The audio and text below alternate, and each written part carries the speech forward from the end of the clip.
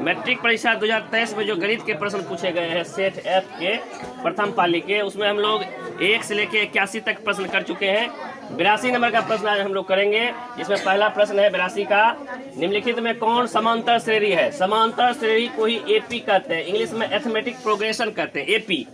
तो एपी में होने के लिए पदांतर समान होना चाहिए। यहाँ 3 पद लिखेंगे, 1 2 3। यहाँ भी सबका 3-3 पद लिखा गया है। दूसरा पद में से पहले पद को घटाएंगे और तीसरे में से दूसरे को घटाएंगे। यदि समान हो जाएगा तो वह एपी में होगा। इसको घटा के देखते हैं हम लोग, तो ये समान नहीं होता है। 11 में से एक जगह 10 होगा, 111 में से 11 जाएगा, कितना होगा? नहीं होता, दोनों समान नहीं हुआ। फिर दूसरा देखते हैं, 4 में से 2 गया, 2 हो गया, 8 में से 4 गया, 4 हुआ। क्या दोनों पदों का अंतर समान है? नहीं है। -4 में से 0 जाएगा, -4 होगा। 8 में से जाएगा 4 तो -4 होगा। 12 में से 4 जाएगा तो 4 होगा। ये डी वाला क्या हो रहा है? समान हो रहा है। इसलिए चूंकि 2 पदों का अंतर समान है, पदांतर समान है, अतः डी नंबर वाला जो है वह एपी में है, उसी को कहते हैं समांतर श्रेणी में, इसलिए डी नंबर इसका सही होगा। अगला प्रश्न फिर एपी से ही है। समांतर श्रेणी एपी √18 है, तो ऐसे हमको घटाने में नहीं हो रहा है, इसको हम तोड़ेंगे। क्या 18 को 3 गुना 3 गुना 2 लिख सकते हैं? क्या 3 क्या 2 गुना 18 लिख सकते हैं। और 50 को क्या लिखेंगे? 50 को क्या लिख सकते हैं? 25 दूना 50। तो 2 को 5 लिखेंगे, 1 को क्या लिखेंगे? 2 लिखेंगे।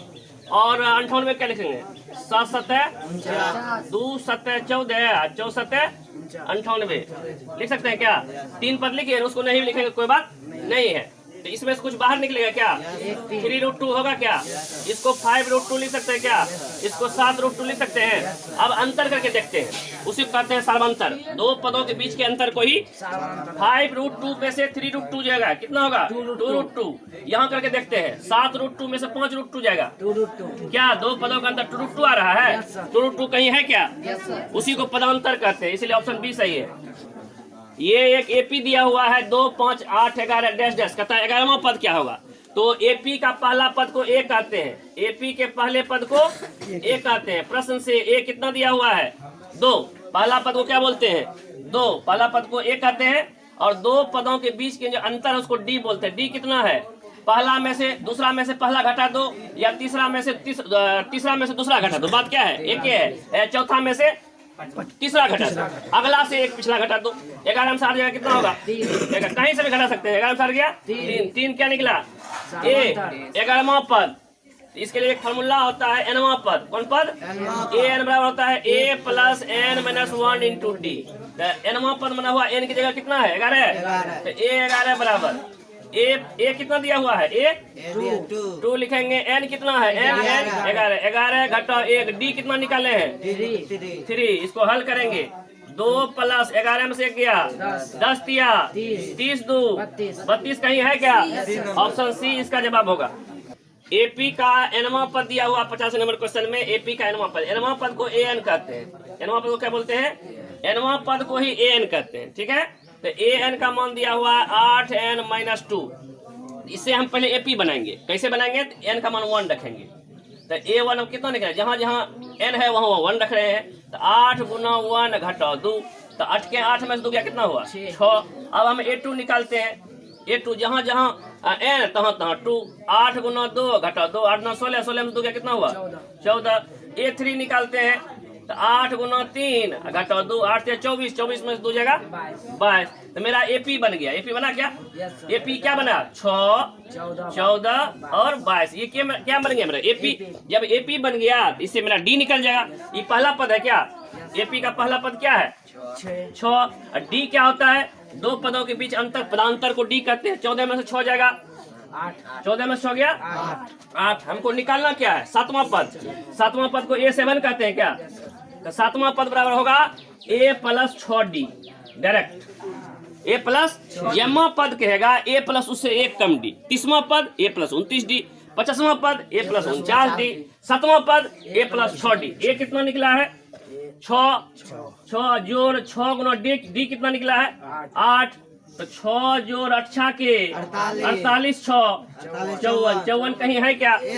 इसलिए ए नंबर सही जवाब होगा। प्रश्न में दिया हुआ है 86 नंबर क्वेश्चन में a30 - a20। a30 - a20 बराबर 50। अभी बताए थे a30 का मतलब होता है 30वां पद। A30 का मतलब क्या होता है? 30वां पद। A20 का मतलब क्या होता है? 20वां पद। अभी तुरंत बताए थे कि A30 को हम लिख सकते हैं A प्लस 29D, अभी तुरंत बोले थे। 30वां पद को A प्लस 29D लिखेंगे, माइनस 20वां पद को क्या लिखेंगे? A प्लस 19D, एक कम डी, सही बात, बराबर कितना? 50। अब क्या करेंगे? ब्रैकेट तोड़ेंगे, A plus 29D minus plus minus होगा, A फिर माइनस माइनस, हाँ नहीं, minus plus minus A 19D बराबर कितना? 50। तो क्या होगा? प्लस A माइनस A क्या हो गया? कट गया। 29D में से 19D जाएगा, कितना? 10D होगा। 10D बराबर हुआ 50। क्या D का मान निकलेगा? 50 बटे कितना? 10, 10 बचे, यही D तो सर्वंतर हुआ। D का मान 5 निकला, सर्वंतर निकालने का था। कहाँ में D का मान 5? ऑप्शन C होगा। अगला प्रश्न 87 नंबर कि 2x माइनस 1, पहले समझ लो, 2x माइनस 1, 3x प्लस 2 एवं 6x माइनस 1 AP के 3 क्रमागत पद है। ये फलना फलना AP है। हम बताए थे जब AP में होगा तो दूसरा पद में से पहला को घटाएंगे, उतना ही होगा जितना तीसरा में से दूसरा घटाएंगे। अभी बताए थे पदांतर क्या होगा? समान होगा, तो हम वही करने वाले हैं। दूसरा पद क्या है? 3x प्लस 2 माइनस पहला पद क्या है? 2x plus 1। क्या निकल गया? सर्वंतर, पदांतर, कॉमन डिफरेंस या D, एक बात ना है। यह बराबर होगा 6x माइनस 1 में से 3x प्लस 2 को घटाएंगे तो उतने नहीं होगा, दोनों बराबर हो जाएगा क्या? यह भी पदांतर है, दूसरे पद में से पहले पद घटाए, पदांतर हुआ, तीसरे में से दूसरे घटे, यही क्या पदांतर पदांतर के बराबर नहीं होगा, इसलिए दोनों को क्या कर दिए? बराबर क्यों किए? दोनों पदांतर है, इसलिए पदांतर पदांतर के बराबर होगा कि नहीं? वही करने लगे। बीच में क्या लिखते हैं? या 3x प्लस 2 चिन्ह से गुना होगा, plus minus minus 2x minus minus plus 1 बराबर 6x minus 1 minus 3x minus 2, या x बदला के एक तरफ लाते हैं, 3x में से 2x जाएगा, x होगा, 6x में से 3x जाएगा, 3x इधर आएगा तो क्या होगा? माइनस 3x है ना, बराबर 2x, वहां पहले से कौन बच गया? माइनस 2 माइनस 1, माइनस 3 पहले से बच गया, और 2 1 3 प्लस 3 उन्हें क्या होगा? माइनस 3, या x में से 3x जाएगा माइनस 2x, और माइनस 3 माइनस 6 x कट गया, अति माइनस माइनस x बराबर क्या हुआ? 6 बटे 2, 2 तिया 6, 2 तिया, x बराबर कितना निकल गया? 3। x बराबर 3 कहीं है क्या? ऑप्शन ए इसका सही जवाब होगा। 88 नंबर प्रश्न हम लोग देख रहे हैं, समांतर श्रेणी एपी के 2 छो, ये एपी दिए हुए हैं, हम चेक भी कर सकते हैं एपी में है या नहीं है। 100 में से 2 गया 4, 10 में से 6 गया 4, एपी में है। एपी में होगा तो पदांतर क्या होगा? समान होगा, तो एपी में ये है। तो एपी का पहला पद को क्या बोलते हैं? पहला पद को ए, तो ए दिया हुआ है क्या? कितना? 2। क्या डी निकाल सकते हैं? दूसरा पद में से पहला पद में घटाते क्या निकालते हैं? तो 6 में से 2 जाएगा कितना? 4। हमको निकालना है पदों की संख्या। क्या निकलना है? पदों की संख्या। लास्ट पद दिया हुआ है क्या? लास्ट पद को क्या बोलते हैं? A N. लास्ट पद को एन, पदों की संख्या को एन कहते हैं। कितना पद है उसको नंबर ऑफ टर्म ने पदों की संख्या एन हमको मालूम नहीं। एन बराबर व्हाट? क्या हम लोग ए एन बराबर फॉर्मूला पढ़े क्या? क्या पढ़े थे? A plus N minus 1 into D पढ़े हैं ना? क्या ए एन का मान दिया हुआ है क्या? कितना? 82। ए दिया हुआ है क्या? ए 2, एन तो मालूम नहीं है, हाँ। डी दिया हुआ है क्या? 4। इसको केवल हल करना है। क्या करना है? हल। 82 है, ये प्लस 2 ही नहीं आएगा, तो 4 गुना एन क्या होगा? 4n minus 4। 82 में से 2 जगह कितना होगा? 80 बराबर ये 4 को भी इधर कर लेते हैं, माइनस 4 को प्लस 4, उधर क्या बच गया? 4n। तो 4n बराबर निकला 84। कितना? n बराबर कितना होगा? 84 बटे 4। 4 दूना 4 के n कितना निकल गया? n क्या है? पदों की संख्या। पदों की संख्या कैसा है कहीं क्या? ऑप्शन बी सही आंसर होगा। देखो आगे 89 नंबर क्वेश्चन है, 72 63 54 कहता है एपी में है, ठीक है। एपी दिया हुआ, कहता कौन सा पद शून्य है। जैसे ही प्रश्न में कौन सा देख लेना तब बूझ लेना, उसको मान लेना एनवा पद। क्या मा पद? एनवा पद। क्या मानना है? माना कि एनवा पद शून्य है। एनवा पद शून्य है। शून्य में 0 होता है क्या? एनवा पद, तो एनवा पद को एन कहते हैं क्या? तो एन हो गया 0। एनवा पद जब 0 हुआ, मान लिया कि एनवा पद, कहता क्या माँ 0 है? एनवा 0 है, नहीं कुछ होता है एनवा। नहीं कोनो संख्या रहता तो हम मान लेते हमारा संख्या x है, उसी प्रकार से इसमें मानते हैं कौन nवां पद। क्या a दिया हुआ है, a पहला पद को कहते हैं क्या, a दिया हुआ है, d कैसे निकलता है विषय बताएगा, दूसरा पद में से 63 में से 72 जाएगा, कितना होगा, 72 में से 63 घटा लो, 12 में से 3 गया 9, -9, सही बात है, -9, कितना निकला डी। अब हम लोग फार्मूला पर है, a बराबर क्या, a बराबर क्या पढ़े जल्दी बोलो, n-1 नहीं पढ़े हो, nवां पद तो तुम्हारा 0 है, nवां पद तो 0 है नहीं क्या, तो a n के 0 बैठाएंगे, a दिया हुआ है 72, n तो तुम्हारा क्या है, n क्या है, n तो नहीं मालूम है, n तो मालूम करना है, n-1 d मालूम है क्या, -9, कितना है, -9। तो ऐसा करते हैं, इसको हल करते हैं, प्लस 72 इधर करते हैं, -9 प्लस 9, अब प्लस 72 ऐप बदल जाएगा, -72, अब क्या होगा, -9n बराबर -72 है, प्लस 9 उधर जाएगा, -9, या बीच में बराबर या लिखते हैं, -9n बराबर 72, 9 कितना होता है 81, -81 की माइनस क्या हो गया, n बराबर हुआ 81/9, 81, 9, n बराबर कितना निकल गया। अब कहता है केम्मा पद शून्य था, nवां पर, नौवां पर, नौवां कहाँ है, ऑप्शन बी, इसलिए बी सही जवाब हो। अगला प्रश्न है 90 नंबर का, 2 बिंदु है, मान लेते हैं एक बिंदु यहाँ A है, एक बिंदु यहाँ B है, और दोनों के बीच की दूरी निकालना है। A का नियमक दिया हुआ यहाँ, कितना एक नियमक, A का नियमक है, E किसका है, B का नियमक। तो फार्मूला होता है दूरी सूत्र, इसको कहते हैं डिस्टेंस फार्मूला। दूरी सूत्र से कहाँ से, दूरी सूत्र से AB बराबर फार्मूला होता है, क्या होता है, x2 माइनस x1 के whole square plus y2 minus y1 के होल स्क्वायर का रूट होता है। इसी फार्मूला का हम लोग इसको दूरी सूत्र कहते हैं, इंग्लिश में डिस्टेंस फार्मूला कहते हैं। दूरी सूत्र का इस्तेमाल हम लोग करेंगे क्योंकि दो बिंदुओं के बीच की दूरी निकालने के लिए हमें दूरी सूत्र का इस्तेमाल करते हैं। तो x2 कौन बताए थे, x1 y1 है, बताए थे, ये कौन सी है, x1 y1 बोलो के थे, ये क्या है x2 y2। तो x2 कहाँ है, 0 है, 0 में से x1 घटाएंगे, x1 क्या है a cos थीटा का कौन सी होल स्क्वायर, y2 कहाँ है, यहाँ है a sin थीटा माइनस, और y2 कितना है, y1 कितना है 0, इसका क्या हो जाएगा होल स्क्वायर। ध्यान देना 0 में से कुछ भी घटाएंगे तो क्या होगा 0 उतने होगा, इसलिए a का स्क्वायर हो जाएगा a स्क्वायर, cos का स्क्वायर हो जाएगा cos स्क्वायर, फिर a का स्क्वायर हो जाएगा a स्क्वायर, sin का स्क्वायर क्या हो जाएगा sin स्क्वायर थीटा। ध्यान देना a स्क्वायर दोनों बगल है, कॉमन आ जाएगा, और अंदर में बच गया sin स्क्वायर थीटा अब प्लस cos स्क्वायर। क्या sin square theta cos square theta कुछ पढ़ा है तो लोग क्या 1 होता है, तो इसीलिए अंदर में a square Guna 1 a square हो गया। बोलो a स्क्वायर का वर्गमूल क्या होगा, a होगा, a कहीं है ऑप्शन में, इसीलिए ऑप्शन a सही जवाब है। अगला प्रश्न है रूट 81/2, यदि रूट पूरे पर रहता तो आंसर कुछ और होता है। रूट ऊपर है ठोम है, 81 ठोम है, ये रूट के बाहर है, 81 का वर्गमूल निकलता है क्या, वर्गमूल निकला तो हो गया 9, और 2 तो रूट के बाहर है, ये है तो 9/2 रूट के बाहर है, इसमें रूट उठ नहीं बचा, जिसमें रूट नहीं बचता वो परिमेय संख्या होता है। परिमेय संख्या कहाँ है a में, इसलिए a है। अगला प्रश्न 192 का अभाज्य गुणनखंड करेंगे। 192 क्या करेंगे, अभाज्य गुणनखंड करने बताए थे। 2 9 18, 2 6 12, 2 चौके 8, 2 8 16, 2 2 9 4, 2 चौक 8, 2 एकम 2, 2 2 9 4, 2 छके 12, फिर 6 में लगाएंगे 2 तिया 6, तो 1 2 3 4 5 6, कहता है 2 का घातांक, 2 क्या बार आया है 6 बार, इसलिए 2 का घात कितना होगा 6 होगा, यही जवाब होगा। यहाँ है a बराबर बी क्यू प्लस आर, हम लोग पढ़े विभाजन एल्गोरिथम में a बराबर बी क्यू प्लस आर में a 72 है, a बड़ी संख्या होता है, मतलब 72 में भागा देना है, 72 में भागा देना है, किससे देना है तो b से, तो b का मान मालूम नहीं है, लेकिन q जो भागफल है उसका मान मालूम है, और r नीचे में जो बचता है उसका मान मालूम, मतलब r पूरा पूरी कट गया तब ना शेषफल 0 हुआ है।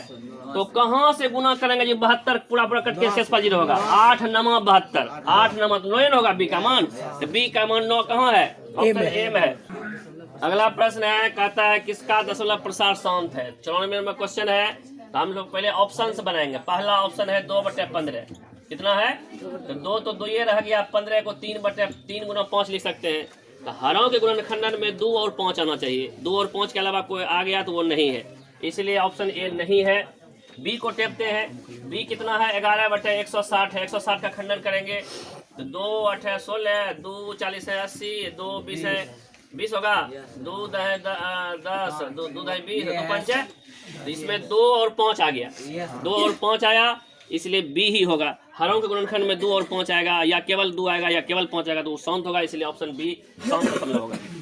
अगला क्वेश्चन है 95 नंबर। यदि Q एक धनात्मक पूर्णांक है तो निम्नलिखित में से कौन धनात्मक विषम पूर्णांक, विषम बोल रहा है, कौन जी बोल रहा है, विषम पूर्णांक वो है, इसका पहचानने का पूर्णांक नहीं कह रहा है। तो विषम पूर्णांक नहीं मतलब सम पूर्णांक पूछ रहा है। विषम संख्या नहीं है मतलब सम संख्या, परिमेय संख्या नहीं है मतलब अपरिमेय संख्या, अपरिमेय संख्या नहीं है पूछा, समझना परिमेय संख्या पूछ रहा है, इसमें विषम पूर्णांक नहीं पूछ रहा है, इसका मतलब सम पूर्णांक पूछ रहा है। सम पूर्णांक को ढूंढना है तो इकाई स्थान पर इधर क्या है 8 क्यों को नहीं देखना है, इकाई स्थान पर सम रहेगा तो सम पूर्णांक होगा, विषम रहेगा तो एक विषम है तो विषम पूर्णांक हुआ, 4 सम संख्या है सम पूर्णांक हुआ, 3 विषम है तो विषम पूर्णांक हुआ, 7 विषम है तो विषम पूर्णांक। हमको ढूंढना क्या था, सम पूर्णांक। विषम पूर्णांक नहीं मतलब सम पूर्णांक, सम पूर्णांक कहाँ है, इसलिए ऑप्शन बी सही होगा। अगला प्रश्न 96 नंबर है 2 लगातार सम संख्या। लगातार क्या होता है, जैसे पहला सम संख्या 2 है, दूसरा 4 है, तीसरा 6 है, चौथा 8 है, कोई भी 2 लगातार होंगे, बीच में गैप नहीं होना चाहिए, ये नहीं कि वो 4 लेंगे वो 12 ले नहीं, वो लगातार नहीं है। लगातार मतलब 2 के बाद 4, 4 के बाद 6, 6 के बाद 8, कोई भी 2 लेंगे। मान लेते हैं हम 6 या 8 लेते हैं, क्या 6 8 लगातार सम संख्या है, 6 8 लगातार बीच में नहीं ना कुछ, तो 6 8 है, इसका मौसा निकालेंगे, 6 8 का 6 क्या 6 बच गया 2 और 2 तिया 6, तो मौसा कितना निकला, तो 2 लगातार सम संख्या का मौसा 2 ही निकलता है, 2 कहाँ है, ऑप्शन सी में है।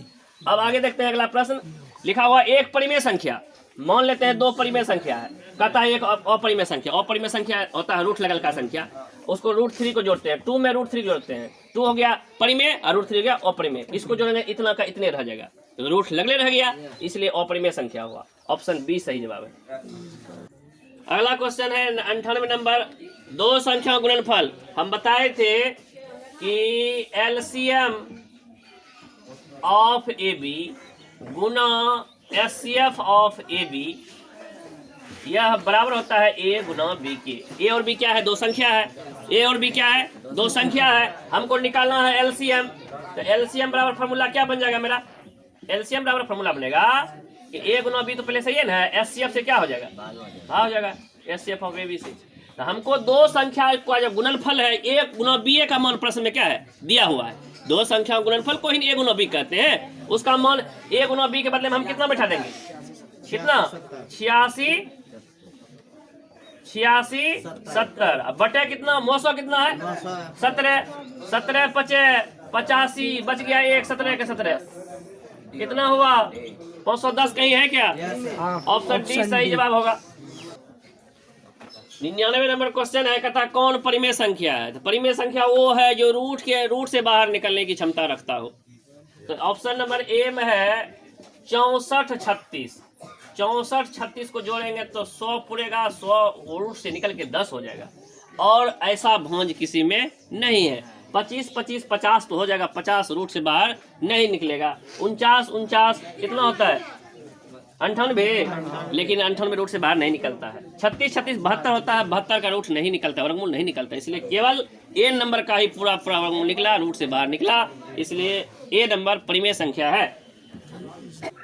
यहाँ प्रश्न दिया हुआ है 130 को खंडित किया है, ठीक है ना, और 15 को खंडित किया है। तो मोटा मोटी यदि ये बात समझ में नहीं आता है तो हमको उतना दूर जाना नहीं है, हमको 2 संख्या 130 और 15 का क्या निकाल देना है मौसो, जिस विधि, चूंकि ऑब्जेक्टिव प्रश्न है, जिस विधि से भी निकालना हो, तो हम 15 से 130 में क्या करते हैं भगाते हैं, 15 8 20 से 8 बार में कितना होगा 130 है ना था, तो 10 हुआ, फिर क्या होगा ऐसे कटाएंगे 10 क्या 10 5 हुआ, और 10 क्या बार में कटेगा, तो हमको सिर्फ मौसो पूछ रहा है, तो मौसो कितना हुआ जिससे कटता है, इसलिए ऑप्शन बी सही है।